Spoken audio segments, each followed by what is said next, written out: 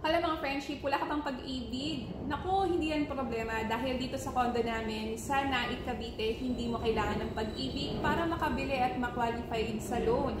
Kung ikaw ay naghahanap ng mapupundar pero hindi ka rin kumpleto sa mga documents, halimbawa ikaw ay online seller or freelancer, basta meron kang pinagkakakitaan kaso wala kang payslip, wala kang COEC, wala akong voucher, eto na ang para sa'yo kasi hindi sila naghahanap ng mga ganong dokumento. Kung ikaw ay may kakayanang magbayad, pwede ka dito. Higit sa lahat, pwede to sa separated. Yung mga nagkamali ng taong mamahalin.